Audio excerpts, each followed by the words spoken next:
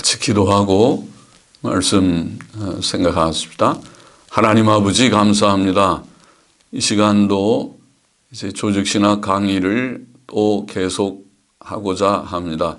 하나님께서 저희와 함께 계시고 이 부족하고 미천한 종과 함께 계시고 성령의 충만함을 항상 주셔서 하나님의 말씀을 바르게 잘 정리하고 또 정돈해서 하나님의 진리의 바른 지식을 주님 가지고 또 전하게 하여 주시고 또 주를 사모하고 하나님의 말씀에 참된 지식을 사모하여 함께 말씀을 나누고자 듣고자 하는 이들의 심령의 은혜를 주셔서 헛된 시간이 되지 않게 하시고 유익된 시간이 되게 하여 주시기를 원하고 하나님의 영, 진리의 영께서 우리 가운데 계셔서 말씀하게 하여 주시고 말씀을 듣고 받게 하여 주옵소서. 감사하며 예수 그리스도의 이름으로 기도하옵나이다. 아멘. 자, 이 시간에는 성경의 속성, 이 시간과 다음 시간 2시간에 걸쳐서 성경의 속성에 대해서 우리가 좀 생각해 보고자 합니다. 하나님의 특별 계시들은 성경에 기록되었습니다. 성경은 하나님의 특별 계시들이 기록되고 저장된 책입니다. 물론 하나님의 모든 특별 계시들이 다 성경에 기록된 것은 아니라고 봅니다. 하나님의 뜻 가운데 그것들은 우리의 구원을 위해 필요한 만큼 취사 선택되었다고 봅니다. 그러나 그것들은 성경에 기록되었고 성경에만 기록되었습니다. 성경과 같은 성격의 또 다른 책은 세상에 없습니다. 성경은 하나님의 특별 계시의 유일한 저장소입니다. 오늘날 하나님께서는 성경을 통해 말씀하십니다. 이런 점에서 하나님의 특별 계시와 성경은 동일시 됩니다. 먼저 성경의 필요성에 대해서 좀 생각해 보십시다. 성경은 사람들에게 매우 필요한 책이었습니다. 웨스트민스터 신앙고백 1장 1절은 다음과 같이 적절히 진술하였습니다. 그러므로 주께서 여러 시대에 여러 방식들로 자신을 계시하시고 그의 교회에게 그의 뜻을 선언하기를 기뻐하셨고 그 후에는 그 진리를 더 잘 보존하시고 전파하시기 위해 또 육신의 부패성과 사탄과 세상의 악한 뜻에 대항하여 교회를 더 견고하게 설립하시고 위로하시기 위해 그 동일한 내용을 온전하게 기록되게 하시기를 기뻐하셨다. 이것이 성경을 가장 필요하게 만든다. 이렇게 진술하였습니다. 자, 위의 진술대로 성경은 하나님께서 자신의 특별 계시를 더 잘 보존하시고 전파하시기 위해 필요했습니다. 이것은 하나님의 지혜로운 방법이었습니다. 모세는 하나님의 나타나심과 율법들을 책에 기록하였습니다. 출애굽기 24장 4절 말씀, 신명기 31장 24절 말씀입니다. 또한 마태, 마가, 누가, 요한은 예수 그리스도의 말씀하시고 행하신 일들을 각각 책에 기록했습니다. 그것이 마태복음, 마가복음, 누가복음, 요한복음이라는 책입니다. 기독교는 책의 종교입니다. 하나님께서는 그의 특별 계시들을 책에 기록되게 하셨습니다. 물론 성경이 없었더라도 하나님의 특별 계시들은 사람의 기억력과 입의 입을 통해 어느 정도 보존되고 전파될 수 있었을 것이지만 그 경우 그 내용들은 사람들의 기억력의 부족과 실수로 그리고 사탄의 방해로 많이 손상되었을 것입니다. 그러나 하나님의 특별 계시들은 성경에 명확히 기록됨으로써 더 잘 보존되고 더 잘 전파될 수 있게 되었습니다. 성경은 또한 앞에 인용한 신앙 고백의 진술대로 사람들의 육신의 부패성과 사탄과 세상의 악한 뜻에 대항하여 하나님께서 교회를 더 견고하게 설립하시고 위로하시기 위해 필요하였습니다. 누가는 자기가 기록한 누가복음의 목적을 누가복음 1장 4절에 보면 데오빌로 각하로 그 배운 바의 확실함을 알게 하려 함이라고 표현했습니다. 데오빌로 각하의 지식을 확실케 하기 위하여 이 책을 쓴다고 말한 것입니다. 또 사도 바울은 성경이 성도들에게 위로를 주는 사실을 말하기를 무엇이든지 전에 기록한 바는 우리의 교훈을 위해 기록된 것이니 우리로 하여금 인내로 또는 성경의 안위로 소망을 가지게 함이니라. 성경의 안위라는 말이에요. 성경책을 통해서 안위함, 위로함을 얻게 된다는 말씀이죠. 하나님께서 성경을 기록하신 것은 바로 우리의 신앙을 확실케 하고 하나님의 교회를 견고케 하고 또 하나님의 백성들을 위로하시기 위함이라는 것을 말씀한 것입니다. 로마서 15장 4절의 말씀이죠. 우리는 육신의 부패성을 가지고 있고 이 세상에는 사탄의 활동과 세상의 악한 일들이 많습니다. 그러므로 만일 하나님께서 기록하게 하신 명확한 말씀이 없었더라면 구원 얻은 자들은 더욱 빈번히 흔들리고 낭망했을 것입니다. 그러나 하나님께서 그의 계시의 말씀들을 성경에 기록해 주심으로 우리는 그것을 통해 더욱 견고히 서고 많은 위로를 받게 됩니다. 다음으로 우리가 성경의 명료성을 좀 생각해 보십시다. 성경은 내용이 명료한 책입니다. 성경의 명료성이란 성경이 하나님의 진리를 전달함에 있어서 사람들이 이해할 만하게 명료하다는 뜻입니다. 하나님의 특별 계시의 목적은 죄인들에게 하나님에 대한 참 지식을 줌으로써 구원을 얻게 하는 것입니다. 그러므로 성경이 하나님의 특별 계시들의 기록이며 사람들의 구원을 위한 책이라는 사실을 생각한다면 성경이 결코 어려운 책일 수 없다는 사실을 알 수 있습니다. 웨스민스터 신앙고백 1장 7절은 다음과 같이 말했습니다.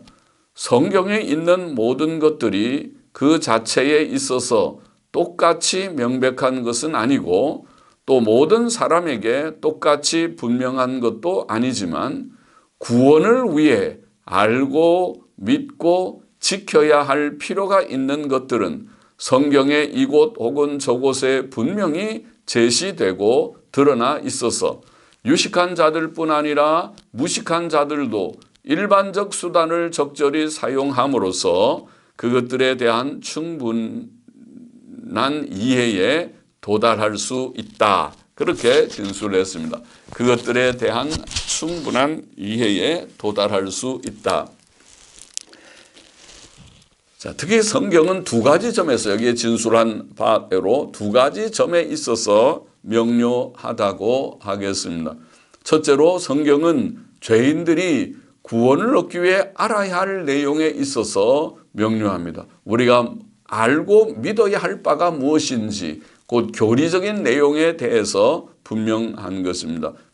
사도 요한은 요한복음을 쓴 목적을 말하기를 그 책을 읽는 사람들로 하여금 예수께서 하나님의 아들 그리스도이심을 믿고 영원한 생명을 얻게 하려 함이라고 하였습니다. 요한복음 20장 31절 말씀이죠.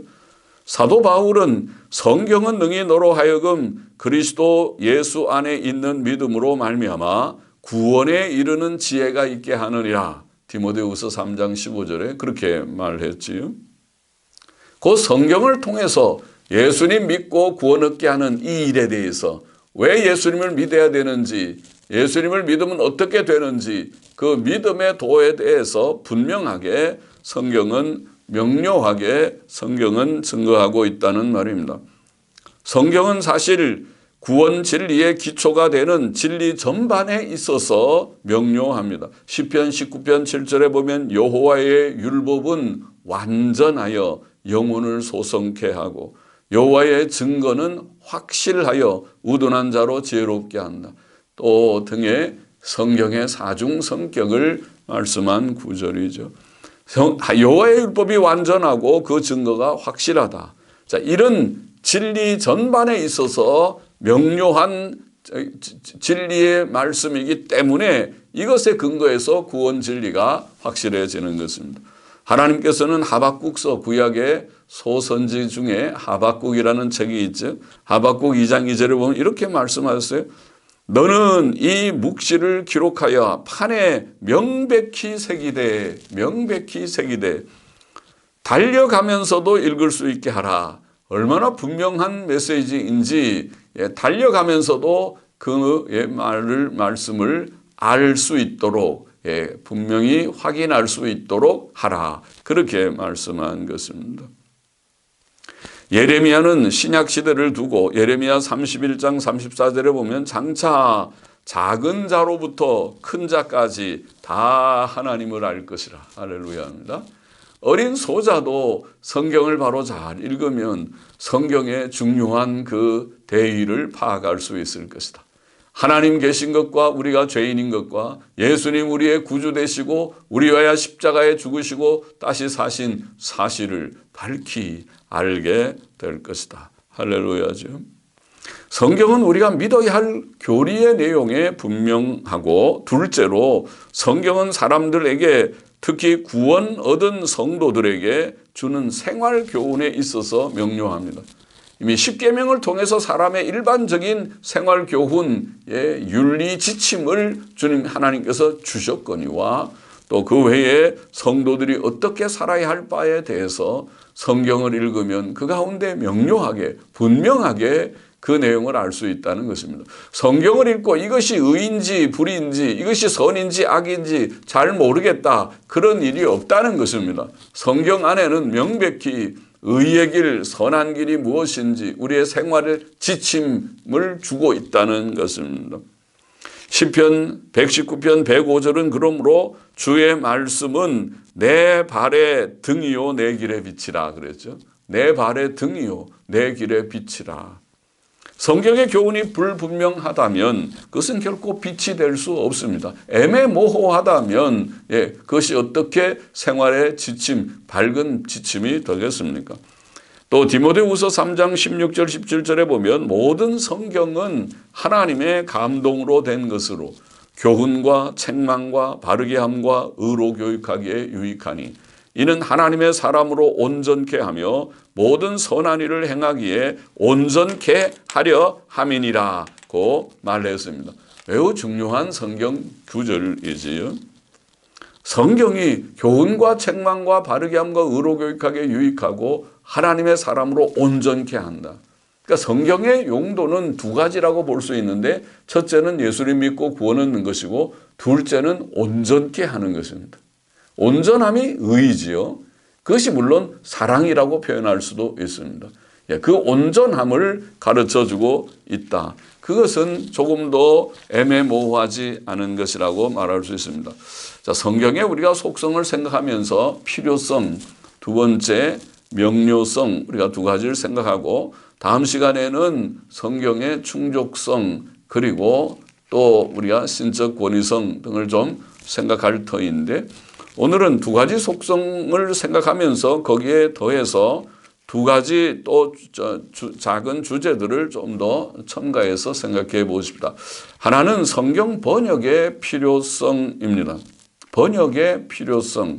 원어 성경은 하나님께서 주신 원어 성경은 모든 사람들이 읽을 수 있도록 각 나라의 언어로 번역되어야 합니다.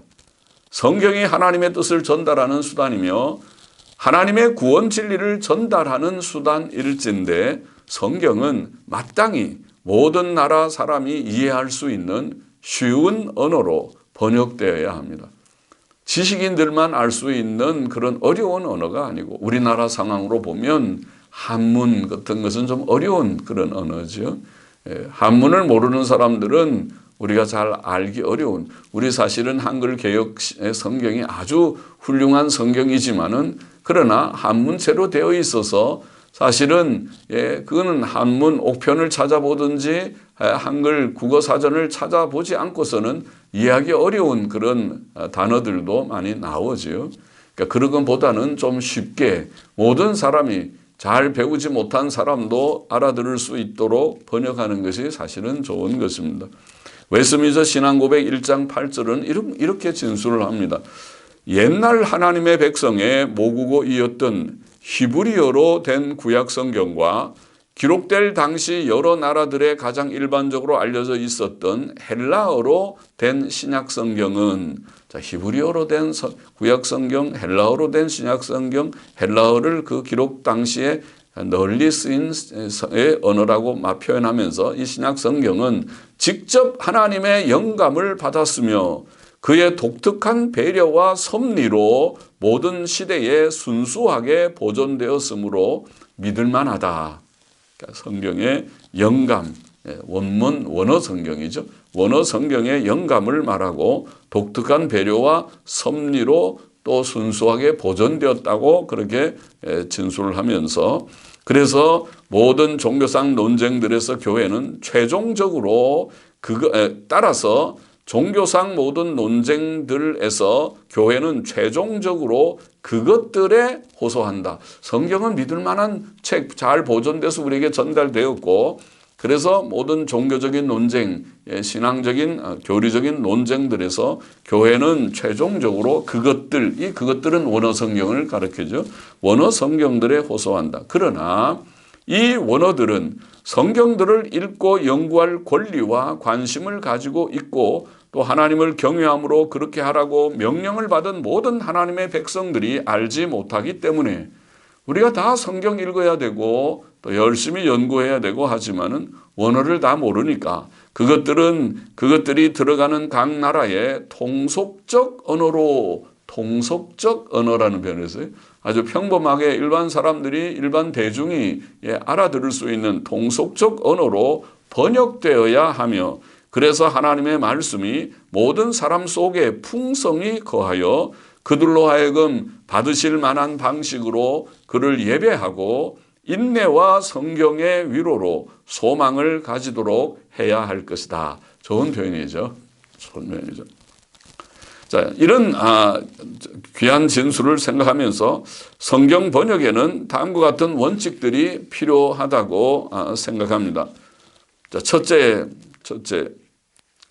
단어 영감의 진리에 맞게 성경은 의역 혹은 역동적 일치보다는 가능한 한 충실히 직역되어야 할 것이다. 그렇게 첫 번째 우리가 원칙을 좀 말할 수 있습니다.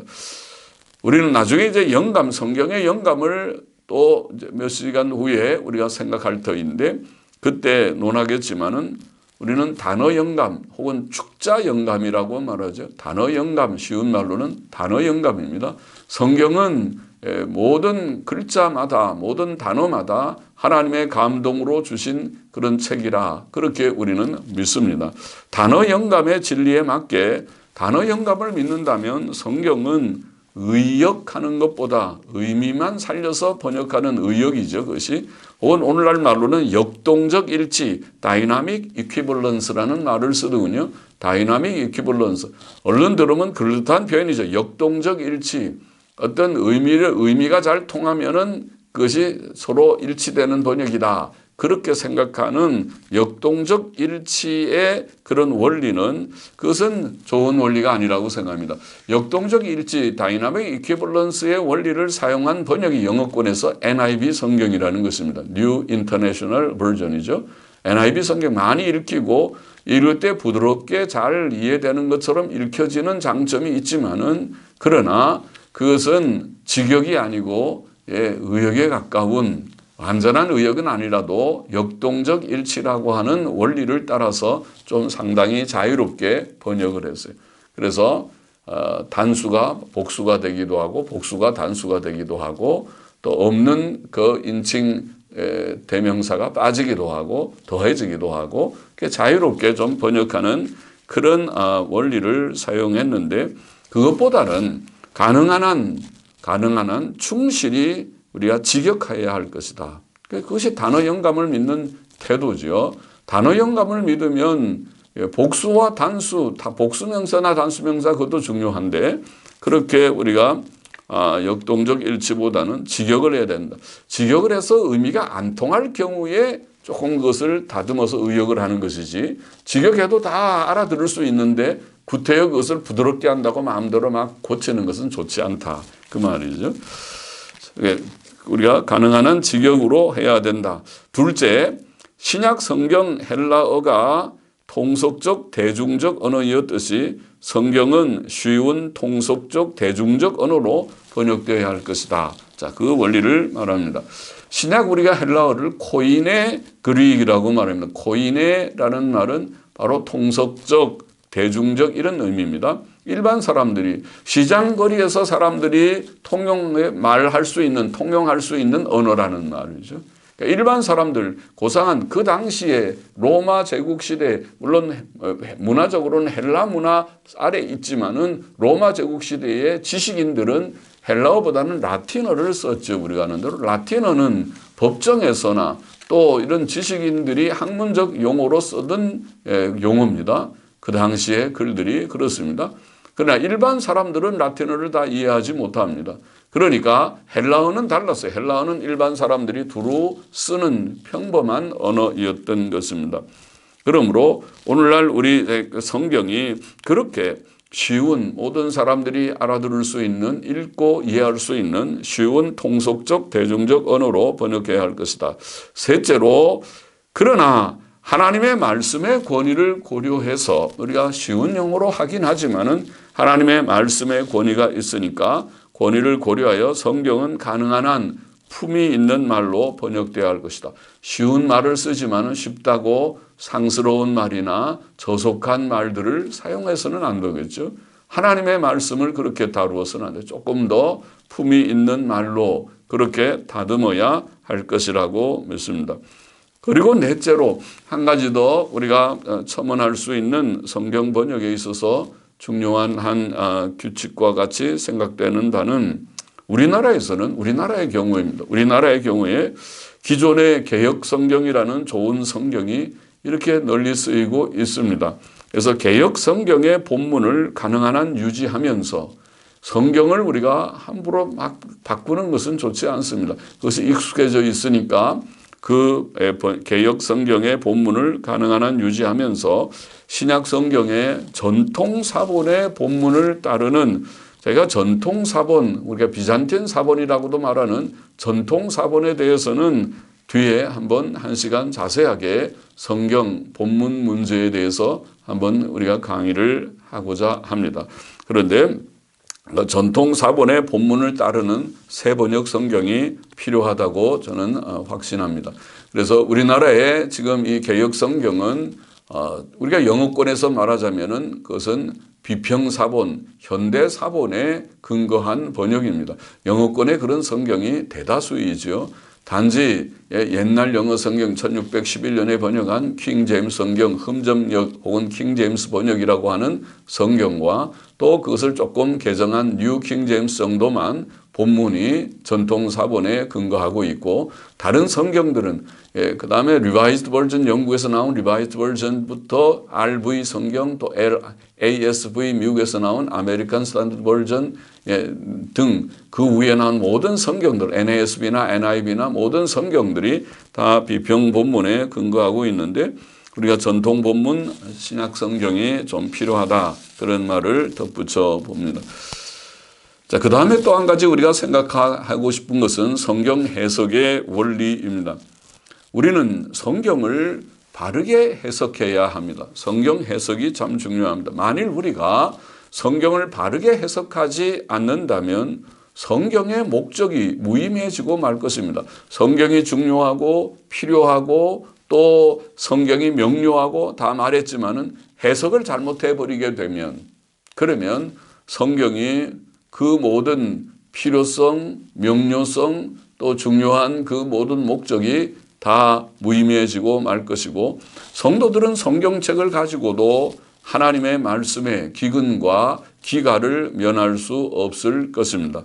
성경 해석에는 그러므로 우리가 성경을 잘 해석해야 되는데, 해석에는 몇 가지의 건전한 원리들이 있다고 봅니다. 그래서 우리 개혁교회가 많이 가르쳐 온 그런 내용이기도 합니다. 첫째로 우리는 성경을 문법적으로 해석해야 한다. 그런 말을 우리가 합니다. 문법적 해석, 그런 말을 합니다.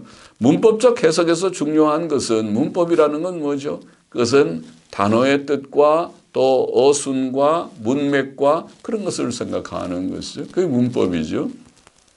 자, 문법적 해석을 해야 된다. 단어들의 뜻을 우리가 정확히 파악하고, 어순을 정확히 우리가 이해하고, 또 문맥을 이해하고, 그러면 그 뜻이 다 드러나게 돼 있어요. 사람의 언어라는 건 그렇죠. 사람은 말이 되게 말을 하지 말이 안 되게 말하지는 않아요. 그러죠? 그러니까 문법적으로 우리가 바로 이해한다면 뜻을 정확히 이해할 수 있어요. 우리가 영어를 이해하거나 외국어를 이해할 때도 마찬가지죠. 문법을 바로 알아야 그를 오해하지 않아요. 곡해하지 않아요. 오역하지 않습니다. 문법을 바로 알면 그 뜻을 우리가 좀 바르게 이해하는데 거의 접근하게 되는 것이죠. 문법을 알아야 돼요. 영어도 문법을 정확히 알아야 되고, 물론 고등문법도 알아야 되지만 기본적인 문법이 분명해야, 그래야 오역하지 않습니다. 문법적 해석은 많은 경우 문자적 해석을 의미할 것입니다. 문자적으로 해석하면 되는 경우가 많습니다. 시나 상징 같은 것을 빼놓고는 말이죠. 그것은 매우 상식적인 해석이라고 할 수 있습니다. 성경은 모든 사람들이, 일반 사람들이 잘 신경을 써서 읽으면 이해할 수 있도록 그렇게 기록된 책이라, 그런 말입니다. 성경은 1차적으로 학자들에게 주신 책이 아닙니다. 성경을 학자들이 더 복잡하게 만들어 놨지, 학자들에게 주신 책이 아니고 일반 성도들에게 주신 책이라는 그 말입니다. 물론 어려운 부분들이 있어서 학문적으로 연구해서 정확히 그 뜻을 우리가 파악하는 것이 필요하지만은, 그러나 하나님께서 성경을 원래 주신 것은 사람들에게 읽으라고 주셨지 학자들에게 연구하라고 준 책이 아니라 그 말이죠. 그러므로 성경의 대부분의 내용들은 문법적 해석에 의해 하나님의 뜻과 진리를 잘 드러낸다고 하겠습니다. 근데 초대교회에 오리겐이라는 사람이 있어. 지난 시간에 우리가 한번 역사를 생각하면서 조금 언급했죠. 오리겐이라는 사람 이후에, 오리겐이 그걸 주장했고, 그 이후에 성경의 영적 풍류적 해석이라는 것이 생겼죠. 영적 풍류적 해석, 우리가 영해라고 많이 하죠. 성경을 영해한다. 저 목사님은 영해를 잘한다. 그런 말 하죠. 그 다음에 알레고리칼 해석을 한다. 엘리고리칼, 영어로 엘리고리칼이라고, 엘리고리칼 인터프리테이션, 알레고리칼 해석이다. 알레고리칼 해석 혹은 영해, 자, 이런 것들이 옛날부터 오리겐, 초대교회 오리겐부터 항상 있어 왔고, 오늘날에도 적지 않은 것 같습니다. 개혁교회 안에도 영해를 하는 사람들이 적지 않아 보입니다. 비록 성경에 상징적, 시적 표현들이 있지만 성경의 많은 부분을 영적 풍요적으로 해석하려는 생각은 확실히 잘못이라고 봅니다. 그것은 성경의 단순한 뜻을 혼란시키고 불확실하고 주관적인 해석들만 남깁니다. 영에는 딱 정설이 없어요. 사람마다 이 사람 해석 다르고 저 사람 해석 다를 수 있는 각각 주관적인 해석에 기울어지고, 그 해석이 정말 확실한 해석인지 아무도 확증할 수 없는 그런 일이 된다는 말이죠. 그런 해석은 삼가야 하겠습니다. 영해는 매우 조심해야 됩니다. 특별히 역사서를 해석하면서 영해를 하거나 매우 조심해야 할 것입니다. 그래서 영해는 우리가 좀 삼가고 문법적인 해석이 가장 중요하다. 성경을 문법적으로 해석하면 그 속에 사실은 모든 진리가 다 드러나 있어요. 그 진리 안에 거하고 그 진리를 믿고 그 진리를 행하는 게 중요하지, 거기서 남이 깨닫지 못하는 심오한 뜻을 깨달으려고 하는 그런 신비한 그런 자꾸 접근을 하지 말라는 것입니다. 성경은 그렇게 접근하는 것이 아니라고 생각합니다. 문법적 해석을 해야 된다. 둘째, 우리는 성경을 역사적 상황 속에서 해석해야 한다. 역사적 해석이라고 하죠. 역사적 상황 속에서 해석해야 된다. 성경의 약 절반은 역사입니다. 그렇죠? 정확하게 우리가 어디까지가 역사인지 전체 성경의 총 페이지 수에서 역사를 우리가 다 제가 그 퍼센테이지를 재보진 않았지만 대략 보면은 절반가량이 전부 역사입니다. 형식적으로는 절반 이상의 역사에 속한 모세오경을 다 포함하거나 사복음서를 다 우리가 역사로 본다고 할 때는 절반이 훨씬 넘어갈 것입니다. 그러나 그 가운데 율법이 많이 있고 또 주님의 교훈이 다 있고 하니까 그런 것을 좀 재현다 하더라도 상당히 절반가량이 역사라고 볼 수 있습니다. 하나님께서는 그의 특별 계시들을 어떤 특정한 역사적, 문화적 상황 속에서 주셨습니다. 그러므로 역사 지식은 성경의 바른 해석에 도움이 되는 것입니다. 성경의 역사 지식 물론 일반 세속 역사에 대한 지식이 있어도 정확한 지식만 있다면 그 지식이 매우 단편적이기 때문에 단편적인 지식 가지고 함부로 성경을 비난하는 그런 자들이 없지 않았지만은 정말 정확한 그런 이성을 가지고 접근한다면 일반 세속 역사의 지식도 도움이 될 것입니다. 그래서 성경에 대해 특별히 성경 역사에 대해서 해석자는 바르게 잘 알아야 할 것입니다. 성경을 일단은 많이 읽어야 돼요. 창세기부터 계시록까지 자꾸 통독해야지 됩니다. 그러면 그 속에 다 역사가 기록되어 있으니까 창세기가 바로 태초부터 시작해서 하나님께서 아브라함을 택하여 이스라엘의 시조로 삼으시는 역사가 창세기 1장부터 11장까지 나오고 12장부터 아브라함의 역사가 시작되는 것이 아닙니까? 그러니까 모든 역사 흐름을 우리가 잘 이해해야 합니다. 창세기를 바로 알아야 되고 출애굽기를 바로 알아야 되고 민수기를 알아야 되고 그런 것입니다.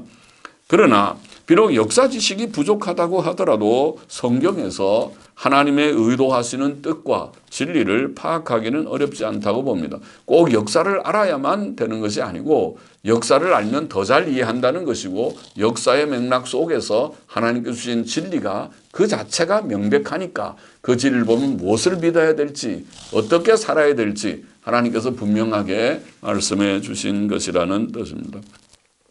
그러나 역사적 해석을 우리가 하는 것이 좋고 셋째, 우리는 성경을 신학적으로 해석해야 한다. 그런 말을 합니다. 신학적 해석. 그것은 성경을 성경으로 해석하는, 성경을 성경으로 해석하는 것을 말합니다. 신학이라는 말은 진리의 체계적 지식이라고 했죠. 그러니까 성경을 단편적으로 여기 조금 저기 조금 마음대로 주관적으로 해석하지 말고 성경을 원만하게 전체적으로 해석하라. 그래서 통일성 있게 성경을 전체적으로 해석하는 그걸 우리가 신학적인 해석이라고 말하고 성경을 성경으로 해석한다 이런 표현을 합니다. 성경의 참된 저자는 하나님 자신이시기 때문에 성경 어느 곳에 불분명한 의미는 성경 다른 곳에 보다 분명한 의미에 의해 해석해야 한다는 말입니다. 그렇죠. 하나님께서 어떤 진리를 계시할 때에 모든 성경 모든 부분에서 다 밝히 드러난 것이 아니고 어떤 부분은 이 진리가 좀 밝게 드러나고 다른 부분에서는 또 다른 진리가 증거되고 이 진리는 조금 가려워져 있을 수 있어요. 그렇기 때문에 거기에서 가려워져 있는 부분을 너무 억지로 풀어내려고 하지 말고 다른 밝히 증거된 부분에 비추어서 그것을 이해하려고 하라 이 얘기입니다. 성경을 성경으로 해석한다. 웨스민스터 신앙고백 1장 9절은 이렇게 진술을 했습니다.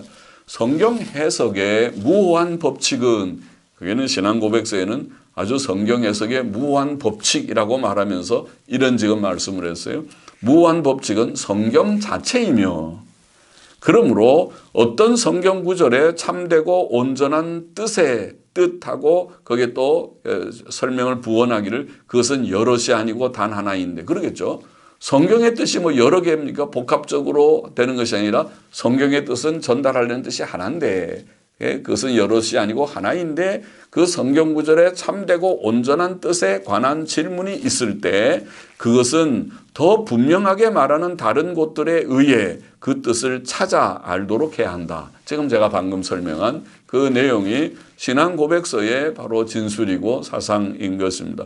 성경의 분명한 어떤 다른 곳에서 그것을 우리가 풀어서 비추어서 좀 불분명한 곳을 해석하면 된다. 그런 내용입니다. 또 우리는 성경의 각 부분을 성경 전체에 비추어 해석해야 합니다. 특히 구약 성경은 신약 성경에 비추어 해석해야 합니다. 하나님의 특별 계시의 점진성과 신약 계시의 최종성을 인정하면서 구약 성경은 신약 성경에 비추어 그리고 신약 계시 안에서 또 신약 계시를 넘어서지 말고 해석해야 하는 것입니다. 그것이 하나님의 계시의 방법이죠. 구약을 주시고 모세오경을 주시고 역사서를 주시고 또 시가서를 주시고 선지서들을 주시고 그렇게 주신 하나님의 계시 진전의 과정이거든요. 그리고 마침내 신약 성경을 주셨기 때문에 우리가 구약 성경은 신약 성경에 비추어서 신약 계시 안에서 신약 계시를 넘어서지 말고 바로 해석해야 되고 또 신약 성경은 구약 성경에 근거하여 이해해야 합니다. 신약 계시는 구약 계시의 터 위에 주어졌죠. 신약 계시를 바로 이해하려면 구약을 이해하지 못하고 이해할 수 없습니다. 바로 구약의 터 위에서 마태복음 1장부터가 이해가 안 될 것입니다. 아브라함과 다윗의 자손 예수 그리스도의 족보라는 말이 어떻게 이해되겠습니까? 그것은 구약에 예언된 메시아다. 바로 구약을 알아야 그 족보가 이해가 된다는 말이죠. 그러므로 하나님의 특별 계시의 전체적 내용은 천지 창조, 인류의 타락, 하나님의 심판, 이스라엘의 선택과 거역 및 멸망과 회복이라는 성경적 역사의 전체적 맥락에서 바르게 이해할 수 있습니다. 또한 주 예수 그리스도를 통한 은혜의 복음은 구약의 율법을 통하여 사람의 전적 부패성과 무능력이 증거됨으로써 밝히 제시됩니다. 사람은 참 이렇게 전적으로 부패된 존재로구나. 그들이 애굽에서 나온 광야 생활이 그러하고 민수기에서 어찌하여 늘 하나님 앞에 불평 원망하고 그래서 마침내 나온 60만의 그 장정들이 다 광야에서 죽고 2세들이 60만이 또 가나안에 들어간 역사고 또 그들이 사사시대에 어떻게 계속 반복해서 하나님 앞에 범죄함으로 징벌을 받은 역사며 또 열왕시대의 역사가 결국에는 우상숭배와 음란으로 멸망의 역사가 되는 그 모든 역사를 우리가 보면 인간은 전적으로 부패된 존재요 무능력한 존재로구나. 하나님의 은혜가 아니면은 구원 얻을 자가 아무도 없구나. 그것을 깨닫게 된다고 하는 말씀인 것이죠. 그러므로 성경의 모든 진리들을 체계적으로 정돈한 바른 신학에 의해 성경을 해석할 때 성경을 전체적으로 잘 이해하는 것은 바로 신학이라고 그랬죠. 신학을 바른 신학에 의해 성경을 해석할 때 성경의 각 부분의 뜻은 밝아지고 탈선된 해석은 방지될 것이라고 하는 말씀입니다. 그것이 신학적 해석이라는 말로 우리가 표현할 수 있습니다. 오늘은 성경의 필요성 그리고 성경의 명료성 두 가지 속성과 더불어 성경 번역의 필요성과 또 원리들 또 성경 해석의 세 가지 원리들을 간단히 우리가 좀 정리해 보았습니다. 감사합니다. 같이 기도하십시다. 하나님 아버지 감사합니다. 오늘도 부족한 종이 이 내용을 같이 나눌 수 있게 하신 것을 감사합니다. 함께 말씀을 묵상한 자들이 다 참고해서 어떻게 하나님께서 우리에게 주님 성경을 주셨는지 참 귀하고 복된 성경임을 깨닫게 하여 주시고 또 이 성경이 하나님의 구원 진리와 우리의 생활 교훈에 얼마나 명료한 말씀의 책인지 깨닫게 하여 주시고 또 이 성경을 쉽게 번역해야 된다는 것도 우리가 알게 하여 주시고 또 성경을 우리가 바르게 잘 해석해서 잘못된 해석에 이르지 않도록 바른 해석을 해서 그 성경을 주신 목적대로 바로 믿고 바로 살아가는 우리 모두가 되기를 힘쓰는 우리 모두가 되게 하여 주옵소서. 감사하며 예수 그리스도의 이름으로 기도하옵나이다. 아멘. 아멘.